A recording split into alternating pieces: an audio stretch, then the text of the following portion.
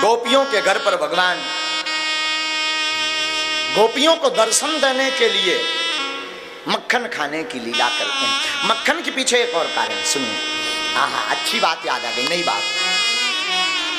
मक्खन खाने के पीछे भगवान की लीला है शीत प्रसादी। नहीं समझे? ऐसे समझिए। हमारे प्रभु गोपियों के घर में जा जा करके गोपियों के निवेदन पर उनके मक्खन का भोग लगाते। आहा, और भोग लगा करके जब हमारे ठाकुर जी, हमारे गोविंद जी खूब परिपक्व हो जाते हैं तो वह प्रसाद छोड़कर चले आते। उसी प्रसाद को वो गोपियां पाती और तर जाती। हाँ, इसे कहते हैं शीत प्रसादी। ब्रज में शीत प्रसादी का बड़ा महत्व है। ब्रज में शीत प्रसादी जानते हो? कहा भैया जानत शीत प्रसादी का कहा? बोलो बोलो बोलो। हाँ, साधुओं की झूठी, हम तो असाधु आए, हम तो पगला मूर्ख आदमी आए। हाँ ब्राजो, बहुत सुंदर जवाब। वाह भैया, साधुओं की शीत प्रसादी पाने वाला भक्त गोविंद को पाता है। गुरु का जूठन पाने वाला भक्त मोक्ष को प्राप्त करता है और पति का जूठन खाने वाली धर्म पत्नी पापों से मुक्त हो जाती है। लेकिन अब आगी को लगो, उल्टो जमानो आ गो। पहले के जमाने में रोटी बनाई जाती सो पहली रोटी गौ माता खा, लास्ट की रोटी कुत्ता खा। आज के जमाने में पहली रोटी बाई हरे खुद खा लेती, मानो खुद गौ माता बनी हो। लास्ट की रोटी खसम खा देती, मानो हुए डीओ जी सियावल राम। आओ भैया, तुम ही निवेदित भोजन करही, प्रभु प्रसाद भूषण करही। तुम ही निवेदित भोजन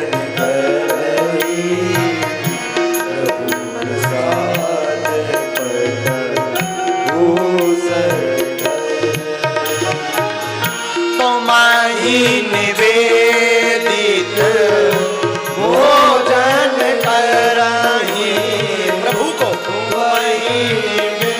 निवेदित भोजन करही, प्रभु प्रसाद भूषण करही, प्रभु प्रसाद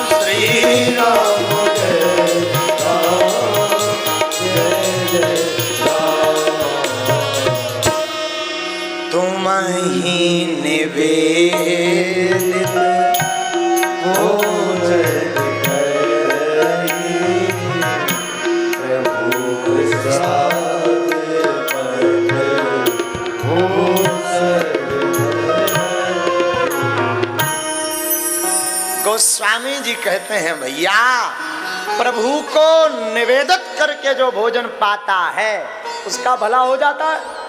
ध्यान दीजिएगा, खाने पर याद आया, स्मरण कीजिए। बात हो ही रही तो पूरी बात सुनो। एक होता खाना, खाना खाओगे तो खाना तुम्हें खा जाएगा। हाँ, ध्यान दीजिएगा।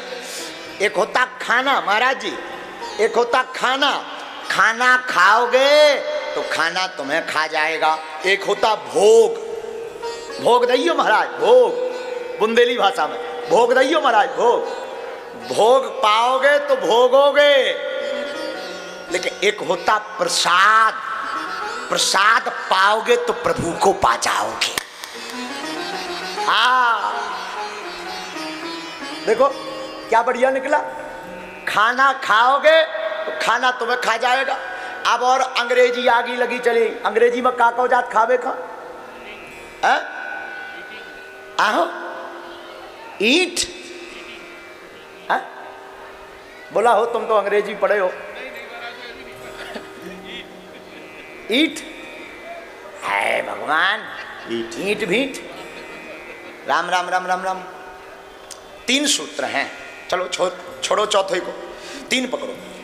खाना खाओगे खाना तुम्हें खा जाएगा, भोग खाओगे भोगना पड़ेगा, प्रसाद पाओगे तो प्रभु को पा जाओगे। कैसे? ऐसे समझो। प्रसाद में कितने अक्षर हैं? कितने अक्षर हैं? 3। प्रा सा द, सो क्या हो गया? प्रसाद। तो प्रामाने क्या होता? प्रामाने होता प्रभु। सामान्य क्या होता? सामान्य होता साक्षात। दामाने क्या होता? दामाने होता दर्शन। प्रभु के साक्षात दर्शन पाना ही प्रसाद है।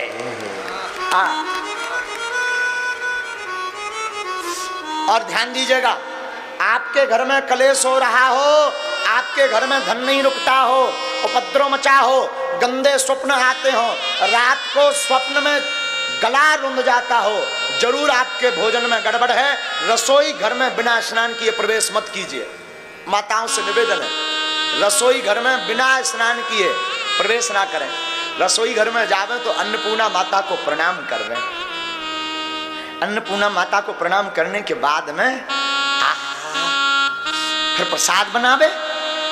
प्रसाद की पहली रोटी गौ माता को खिलावे, खुद ना खाए, खुद गौ माता ना बने ना। पहली रोटी गौ माता को खिलावे, पहली थाली लगा करके अपने घर के ठाकुर जी को जिमावे, पहले उन्हें प्रसाद पवावे, वही प्रसाद फिर सबको थोड़ा थोड़ा बांट दीजिएगा। देखिएगा जितने लोग भी भोजन प्रसाद फिर वो प्रसाद पाएंगे ना, वो तर जाएंगे। कई माताएं आती, महाराज हमारे स्वामी जी का माथा ना एकदम गर्म रहता, हमेशा अग्नि पुराण बांचते रहते। कोई दिक्कत नहीं, आपके भोजन में गड़बड़ होगी। धर्म सम्राट स्वामी कृपात्री जी महाराज का एक सूत्र है, धर्म सम्राट स्वामी कृपात्री जी का, साधु को अपने हाथ का बना हुआ ही प्रसाद पाना चाहिए। पूछो क्यों? इसलिए प्रसाद बनाने वाले के जो भाव बनाते समय होंगे, पाने वाले का भाव भी वैसा ही पाने के बाद बनेगा। इसलिए साधु हमेशा सुपोषी होते हैं, स्वयं बना करके पाते हैं, इसलिए इन्हें कहते हैं सुपोषी।